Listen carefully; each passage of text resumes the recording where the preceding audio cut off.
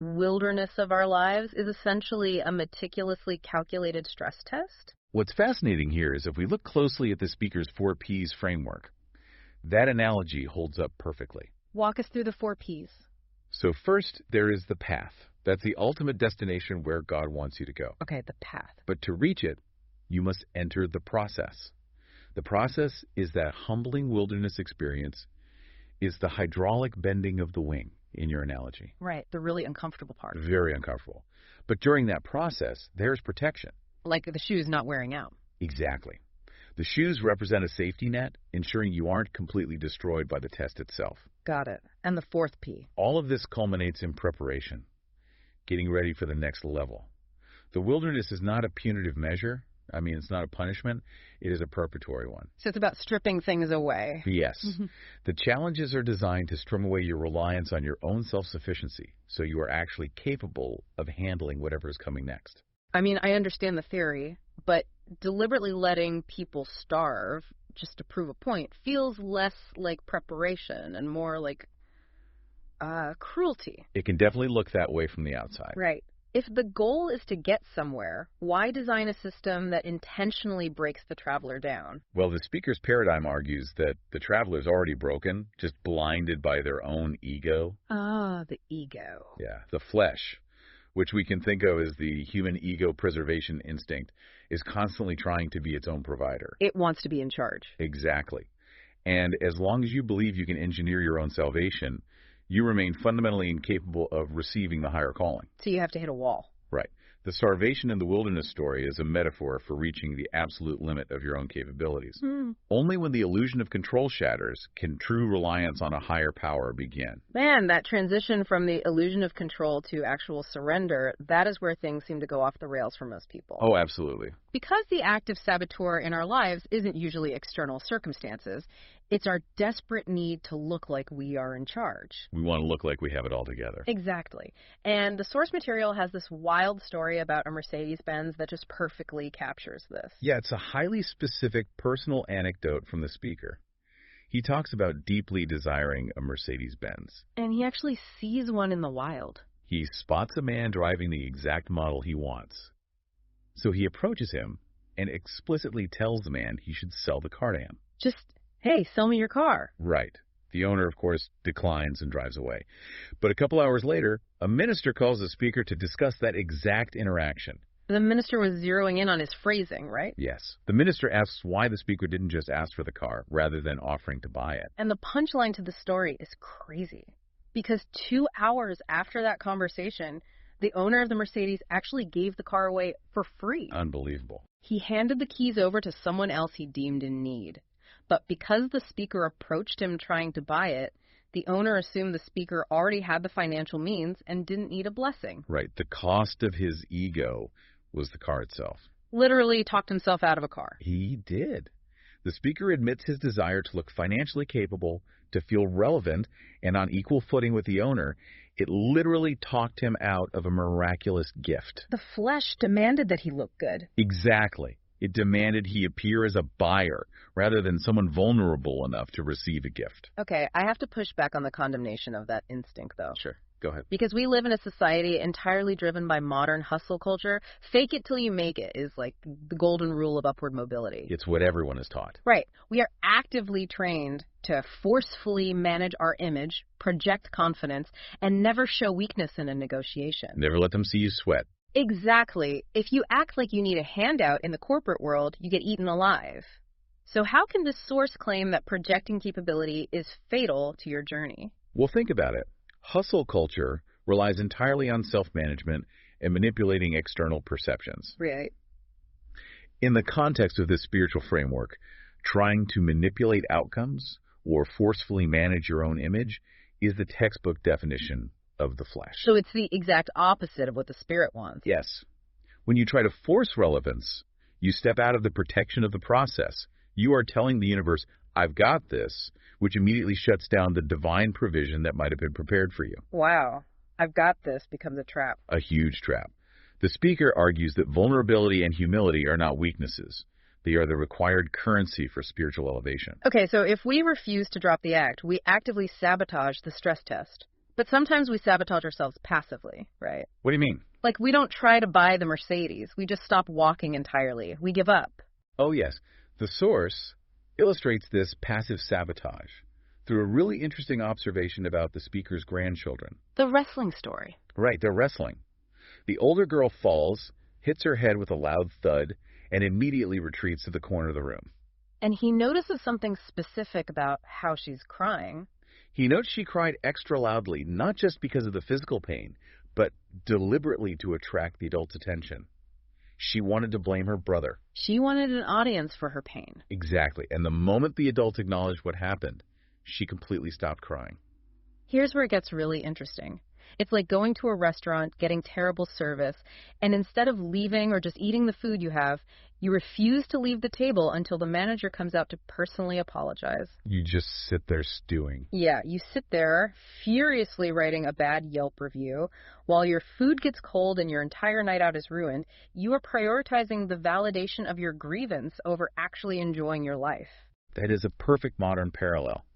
And the speaker connects this directly to the concept of church hurt, or unresolved past trauma. Which so many people deal with. So many. He says many adults are metaphorically still sitting in that corner, halting their life's journey.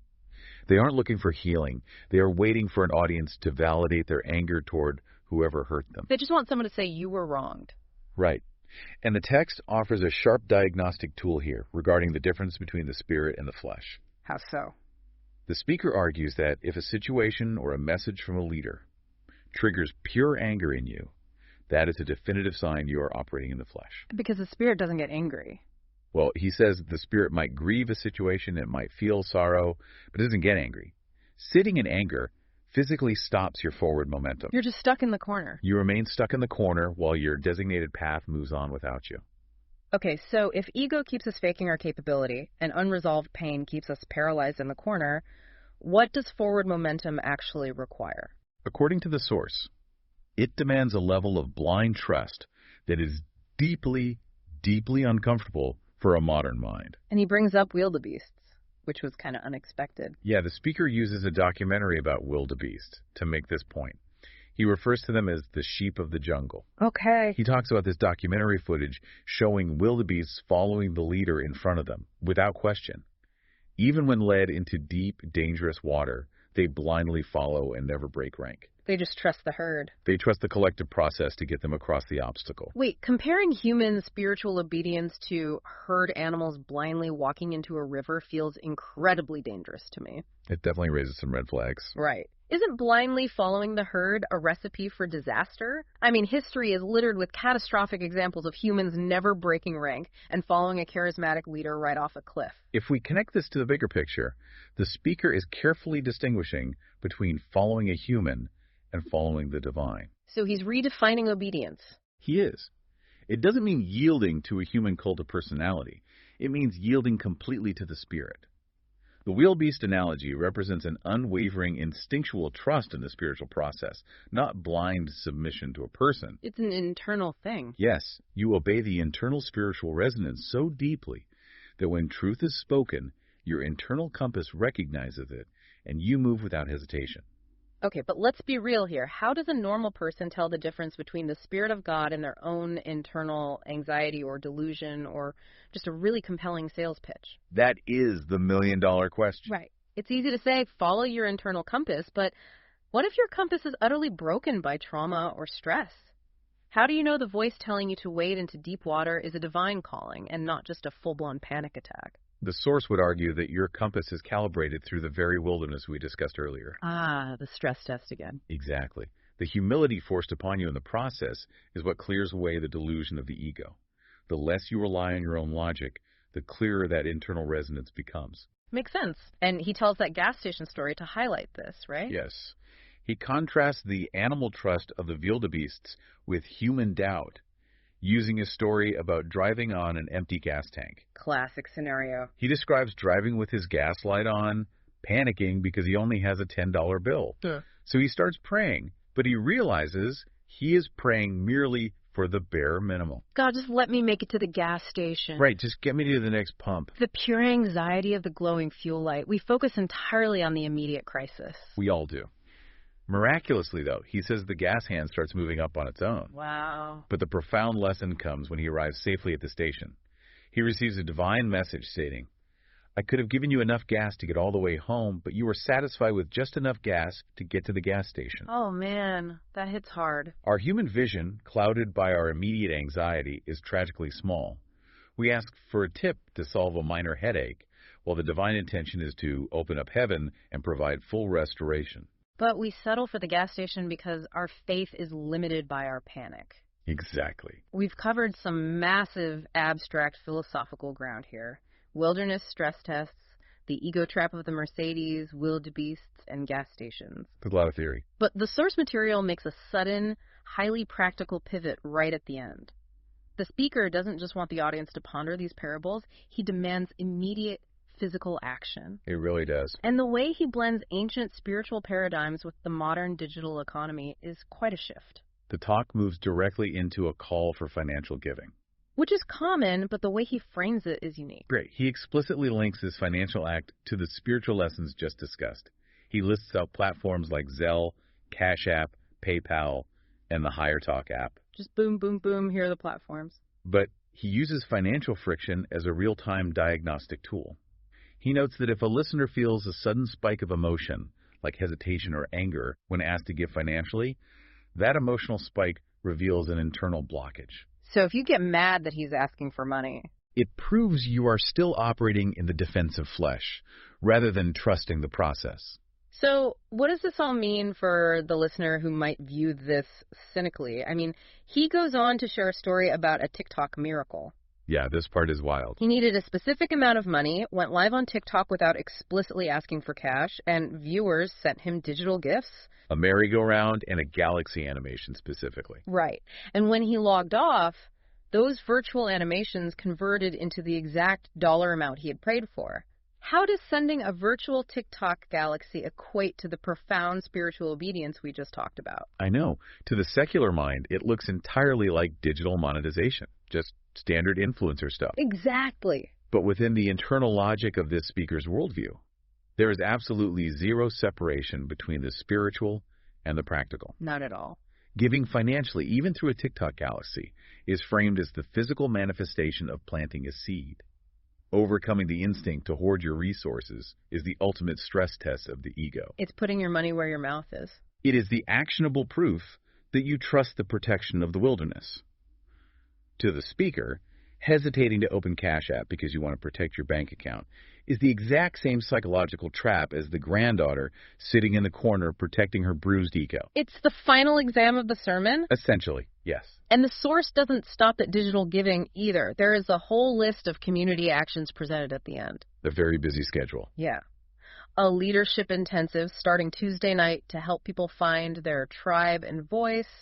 A call for speakers for a 150-person conference next year. Even a book. Right, a pre-sale for a book titled Steps to Forgiveness, and an announcement that final payments are due for a St. Lucia couples cruise. Every single one of those items represents a mechanism for forward momentum. How so? The leadership intensive, the conference, the book, even the cruise. They are framed as tangible opportunities to step out of the corner of your past pain and engage in the preparation required for your next level in life. So you have to physically participate. Yes. The philosophy dictates that faith without corresponding physical action is dead. It forces you to put your money, your time, and your physical presence right where your spiritual aspirations are. You can't just think about it. You have to do it. If we pull all these threads together, the journey starts with reframing our struggles. The wilderness isn't a punishment, right? It is a highly protective, calculated process designed to break our reliance on our own fragile engineering. It requires dropping the ego that insists on looking relevant. The exact same ego that can literally talk you right out of the blessings meant for you. Like the Mercedes. Like the Mercedes. It demands that we get out of the corner. We have to realize that holding on to past pain and demanding validation from the people who hurt us is actively sabotaging our own forward momentum. Finally, it challenges us to dream bigger, to embody the blind trust of the wildebeest, and to stop asking for just enough gas to get to the station when an entirely open heaven is available. It is a heavy, challenging framework that simply refuses to let you play the victim. It doesn't leave much room for excuses. Not at all. So, think about the biggest, most unfair feeling frustration in your life right now. The roadblock that makes you the most angry. We all have one. If that swamp is actually a custom-designed, meticulously engineered stress test meant to prove you can handle a massive personal breakthrough, what is the stubborn lesson you are refusing to learn? Simply because you would rather be comfortable than be ready. Are you staring at the GPS, yelling at the screen, refusing to drive the route that actually builds the engine you need? A question that strips away our excuses and requires deep, often uncomfortable honesty. Very uncomfortable. Thank you for joining this session of The Synopsis. Keep questioning the route, keep looking for the lesson, and we will catch you on the next deep dive.